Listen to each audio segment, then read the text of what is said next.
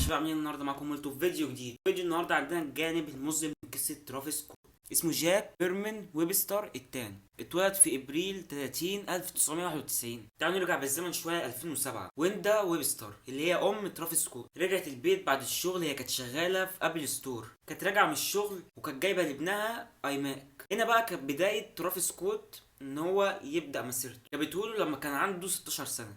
هو دخل مجال الموسيقى ده بسبب البي سي اللي هي جابته له. القصه بدات بواحد مهووس بكاني ويست وكيت كافت، وترافيس سكوت سمى سكوت على اسم كاني ويست الحقيقي. ترافيس كان بيقضي وقته كله على البي سي في اوضه نوم، كان بيقعد يشتغل على الموسيقى وبدا يشتغل على الالحان وبدا يسجل للناس اللي جنبه، يشوف الناس اللي عايزه تسجل لحن مثلا يعمل لهم لحن وكده، اللي هم مهتمين بالاغاني. يوم من الايام ترافيس سكوت كان في المدرسه، كان عنده حصه لغه اسبانيه وقابل فيها كذا واحد: جيسون إيريك، اشتين ترافيس، وشيز بي. عملوا جروب مع بعض وسموه ذا كلاس ميت، وبعدها قعدوا يسجلوا اغاني مع بعض، ونزل اول البوم ليهم بعنوان ذا ميد نيكستي. الاغنيه مفيش حد سمعها غير يعتبر هو واهله. ربي ليه يا ربي ليه. بعدها اتخرج من الثانويه ودخل جامعه تكساس في كاليفورنيا، وطبعا ما كانوش مركزين في الجامعه وكانوا مقضينها حفلات. في 2016 ترافيس سكوت عرف اهميه النت، وكان بيدخل على تويتر يقعد يبعت للناس تغريدات. كان بيقعد يبعت لهم تغريدات بلينك الاغنيه بتاعته عشان يخشوا يتفرجوا عليها وكده. بعد كده نزلوا البوم تاني بس كان زي الاول، ما كانش فيه فرق بين الاثنين. بعدها قابلوا ولد في الجامعه اسمه سباف دون. ابوه كان بروديوسر، وابوه كان بروديوسر معروف في التسعينات، اشتغل مع ارس كيو وكذا فنان اللي هم كانوا معروفين في التسعينات. ابو سباف دون كان عنده استوديو لتسجيل الاغاني. ترافيس كان بيصاحب سباف دون عشان بس يسجل اغاني عنده في الاستوديو. بعدها في 2016 ترافيس بقى خلاص مشهور، قابل سباف مره تاني. لو شفتوا في الصوره هتلاقوا ترافيس اصلا مش باصص للكاميرا، تحسوا ان هو مغصوب ان هو يتصور اصلا الصور. ترافيس وجروبه كانوا على طول بيسافروا عشان يجيبوا فلوس من الحفلات اللي بيعملوها في البيوت الناس او الحفلات الصغيره. غير كده واحد من صحاب ترافيس سكوت اسمه دوزي كان بيبعت ايميلات على اساس ان هو ترافيس سكوت. طب ليه؟ عشان يجذب انتباه الشخصيات الكبيره. اول واحد كان بيبعت له كان شير موريس اللي هو مدير اعمال ترافيس سكوت القديم. التاني كان انسوني كيل هوفر. طب مين ده؟ ده اللي اشتغل على اغلب تراكات كاني ويست ساعه ما طلع. في 2010 ترافيس سكوت ما كانش عايز يكمل الجامعه، كل تفكيره كان الاغاني، الشهره، الفلوس والحفلات. في 2011 قرر ان هو هيسيب الجامعه وهيعتمد على الاغاني.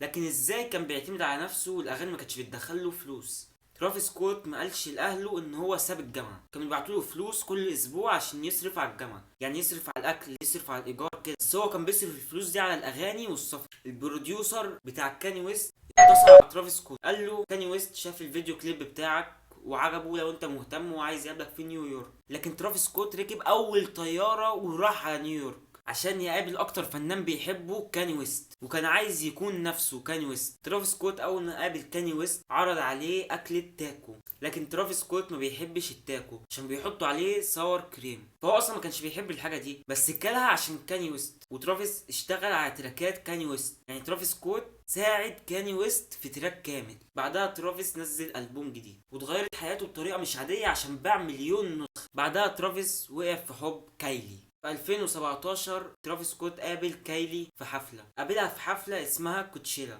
المهم كوتشيلا ده حفل بيتعمل كل سنة، بيتجمع فيه بقى المشاهير والمغنيين. بعدها ب10 شهور جابوا بنت اسمها ستورمي ويبستر. ترافيس سكوت جاب لها هدية بمناسبة الولد الجديد، كانت هدية بسيطة جدا يعني فراري، مش حوار، هدية بسيطة جدا $1,400,000، فعادي يعني حاجة بسيطة. في 2022 جابوا ولد جديد، طبعا حبهم لبعض ما اكتملش. خلونا نتكلم عن حادثة أستر وورد في يوستن تكساس نوفمبر 5 2021. ترافيس سكوت كان عنده حفلة اسمها أستر وورد فيستيفال. الحفلة دي فيها أكتر من 8 ومنهم طفل عنده 9 سنين. السبب كان الخنقة. الحفلة كانت زحمة بطريقة مش عادية، وعدد الناس اللي جت الحفلة كانوا أكتر من العدد اللي كان مطلوب. غير كده الامن بتاع المكان كان وحش خالص. طب ترافيس سكوت فين بقى؟ ترافيس سكوت اصلا ما شافش الحوار ده لان عدد الناس مخلي ان هو مش شايف حاجه.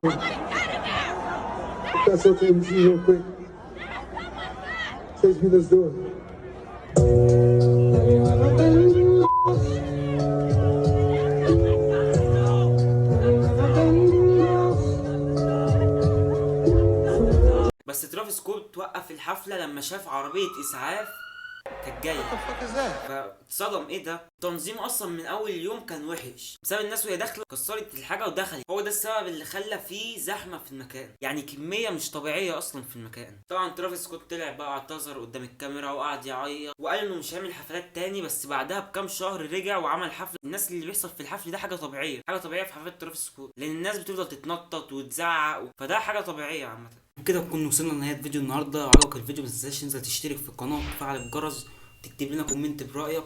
سلام.